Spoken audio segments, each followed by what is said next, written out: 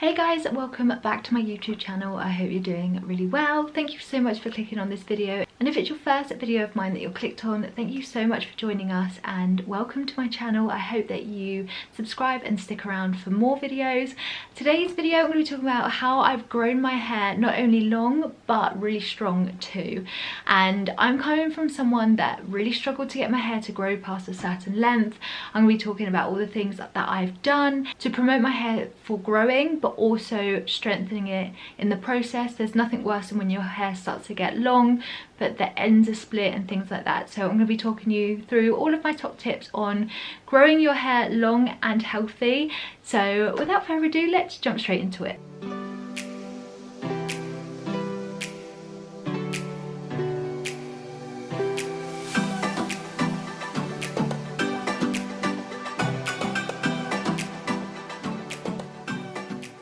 So before I start talking about the tips, I just wanted to give you a bit of hair history. So my hair never used to grow past a certain length. It used to be about here, and I used to really struggle to get it past this length. At the moment it's that much longer, and I would say that it's about 20 inches in length from the root down to the end. It's about 20 inches, and I do want to grow it a little bit more. That's kind of my aim, and by following these steps I'm going to share with you today, there's no reason why I can't get it that bit longer. So my hair used to only grow to a certain point. It never used to grow. I used to spend so much money on those Lee Stafford shampoos. It was like, tried to encourage hair growth. I spent so much money trying to find different hacks and things that would work, but I finally found different things that work for me that don't cost the earth, aren't specialist products, and aren't harmful to your hair either. I might show some old photos of me just to show you what my hair was like, and I used to fully bleach my hair, which obviously didn't help, and I'm going to talk about how I've changed my hair dyeing process, because as you can tell I'm still blonde, but it isn't my true colour. My true colour is like the colour of my roots, and this is all dyed bleached hair, but it's still healthy. So there's definitely steps that you can take to make sure that it doesn't dye and you don't have to have a short bob. Obviously, if your hair is virgin hair and you've never dyed it before, these steps will be even easier to follow, and your hair is most likely to be in even better condition. I'm not saying my hair is in the most perfect condition, but I'm really pleased with how far it's come, and I'm super impressed by how long it is. Honestly, like 14-year-old me would be so jealous. So the first tip that I wanted to share with you is hair masks, and I have done so many different videos on my channel testing different hair masks, and I definitely want to continue trying others out too, because I think that it's a really nice way to inject your hair, whether that's hydration, colour protection, whether it is there to strengthen your hair, whether it's to add more elasticity. Hair masks do so many different things and can treat a range of problems, and they're so easy to do. Some masks, like the Garnier one that I tried a couple of weeks ago, you only have to leave on your hair for 5 minutes, and so it's just as easy putting it on, running a bath for example, jumping in, and it's done all the work. And then there's ones like the Philip Kingsley Elasticizer, which I use every single week without fail, that helps to strengthen my hair, and is one of those products that is on the more expensive side of things, but I got a 1000 milliliter bottle from QVC for about £60, and that's going to probably last me, I don't know, 6 to 9 months. So whilst that is more expensive, you don't have to use the Philip Kingsley Elasticizer. For me personally, I find that it's made such a difference on my hair's strength, and where I might brush my hair in the past and my hair might snap off, the elasticizer helps to basically add elasticity, as the name suggests, to your hair. So when you brush it, it doesn't snap, it basically lets you comb through it and it stretches as opposed to snapping, and it's such a good product. I love it. I've done a whole review of that product, so if you want to see my thoughts and you want to see the difference it's made to my hair in the first instance, then I'd recommend giving that a watch, because I talk so much more about it and the benefits and stuff like that. I'm not going to bore you in this video, but you don't even have to use those types of expensive products if you don't want to, or you want to start somewhere a little bit more affordable. Like I said, the Garnier one was great because it was under £4. But another thing that I love using is coconut oil, and you can do that in a hair mask too. So all you need to do is melt down the coconut oil, whether that's put it in the microwave for a couple of seconds to melt it, or you can just massage it in your hands and the warmth of your skin will melt that oil, and then basically put it throughout your hair. If you have really split ends that you've neglected and you're trying to revive, focus on the ends. But I typically put coconut oil all over my hair, from root to bottom. I know so many people talk about just focusing on your mid-lengths and ends, but for me and my personal opinion is that the hair on your scalp is one day going to be there and it's one day going to be there. Your hair continuously grows, so to neglect looking after it from here, I just don't believe that it's going to grow as strong down, if that makes sense. So whenever I do hair masks personally, I do it all over my hair. I make sure it's completely saturated. You can do one-off products focusing on the ends if you want to do it more regularly. I'd say once a week, definitely do a hair mask and work it in your entire hair. Like I said, coconut oil is a great one. Sleep in that if you can, then wash it out the next morning. You might need to double shampoo to get the oil out. You don't want greasy hair from the coconut oil, but that again is a great way to protect your hair, stop the splitting, and there's just so many hair masks on the market. Like I said, I am trying to do as many reviews as I can of different ones, let you know whether they're good or not, and I definitely want this channel to specialise a little bit more in hair care because it's something I'm really passionate about, and it's definitely a journey that I've taken and I've come the other side of it, and I'm really proud with how long my hair's got. So it's definitely something that I want to talk a little bit more about. But hair masks are so affordable. You can get them from the high street, online, Amazon, places like that. But yeah, I love hair masks. I'd say use them at least once a week. I use them twice because I use the Philip Kingsley elasticizer once a week. I'll then use another hair mask maybe 3 to 4 days later, just because I'm testing a lot for my channel. There's also the Alexplex Bleach London one, which I did a review on too, which was really good. It's an Olaplex dupe, and you can use that as a one-off treatment as well as using it to dye your hair. So if you are determined to dye your hair, definitely ask your hairdresser to use Olaplex, or you can use Alexplex at home. But I'm going to move on to my next step so I don't just talk all about hair masks in this video, but you kind of get the gist. Hair masks are really important, and it's a great way to introduce more hair care into your routine, and they don't have to take forever to work. So the next step that I'm going to talk about is reducing heat, and I'm sure that you've probably come across this tip if you're searching the internet for tips on how to grow your hair long and strong. Then I'm absolutely sure that you've seen this one before, and it's all about reducing heat. The reason that I say it and the reason it's so important is because it is really important. I always typically let my hair air dry. I very rarely use my hairdryer on my hair because I just find that it's heat that I don't need to use. I do typically straighten my hair. I haven't today, that's why you can probably tell that it's not completely straight. But if I'm going to the office at work, then I'll straighten my hair. I'll curl my hair sometimes if I want my hair to look a little bit more styled, and you definitely can still use heat. Now, I'm not saying to you totally abort and throw away your hair tools, because especially if you have long hair, you want it to be styled, you want it to look cute. I definitely do, and I definitely use hair tools every so often on my hair. But my motto is just use less heat than you would ordinarily. Don't run over the same piece of your hair 5 times with a straightener. Just do it once and just make sure that you really focus on it, because the more heat that you put on your hair, the more damage it's going to get. It really is as simple as that. I'll try and wear my hair up as much as possible. If I'm just at home with Heidi or with Rich, then I'll just have my hair up because I don't need it to be down. Not only that, she does pull on it, which doesn't help hair care either. But yeah, I would just say use less heat on your hair. Try and find some updos that you like just to prevent it. Even if you use half the heat that you used to, that's still making a really positive change. I never use my hair dryer. I always try to let my hair air dry.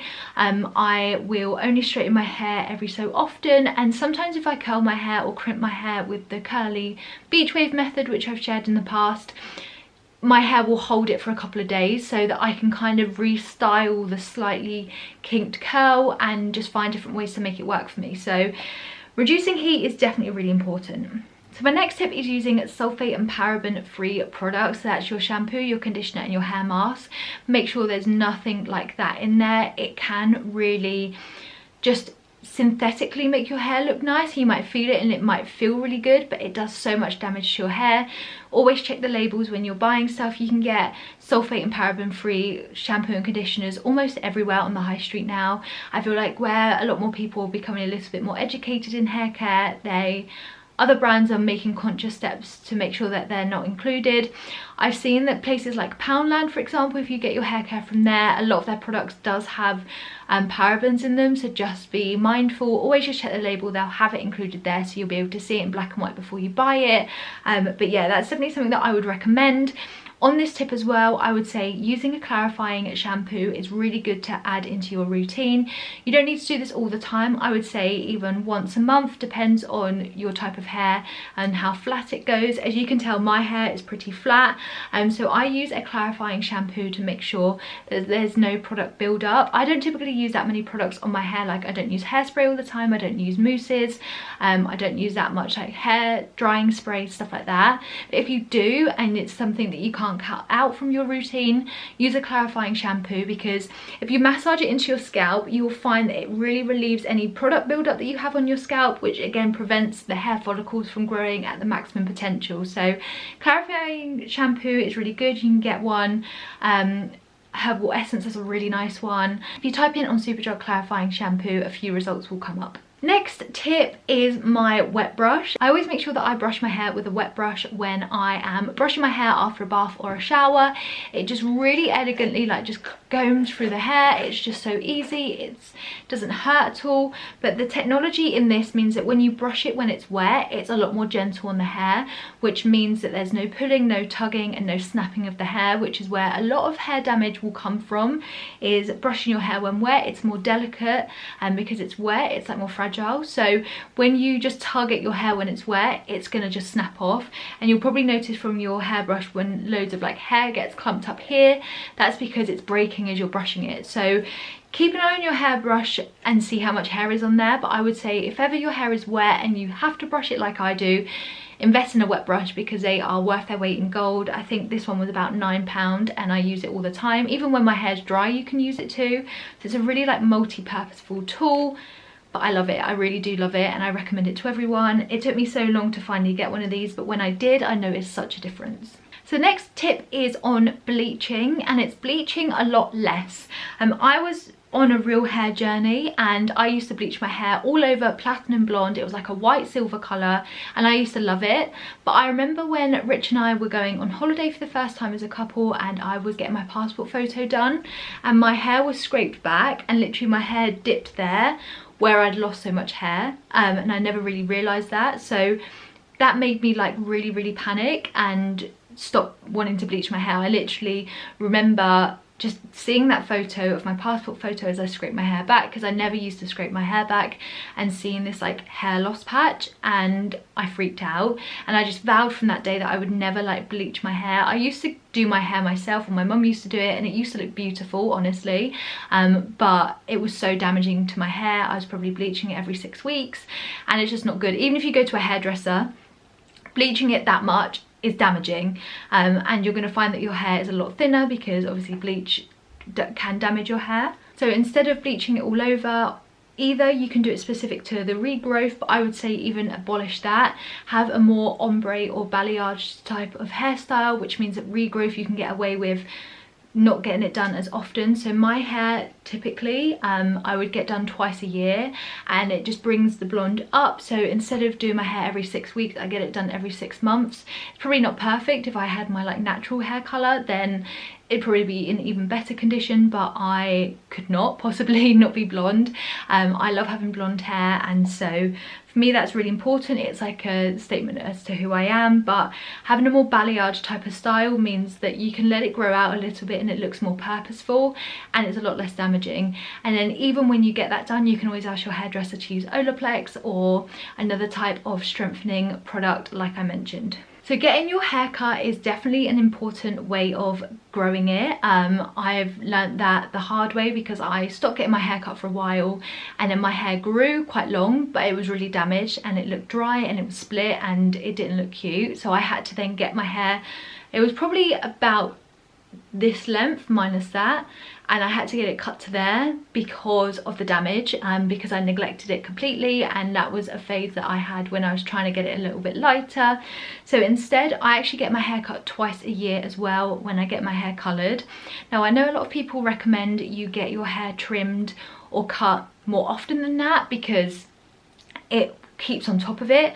But I feel like getting my hair cut twice a year is absolutely fine, because I'm really focusing on the split ends and I'm making sure that my hair is strengthened and not damaged. And that is definitely something that I would recommend. If you can see a lot of split ends in your hair, book in to get a hair trim, because it's better to get rid of them there and then than to let them split and split. Once you have a split end, it will just continue to keep splitting.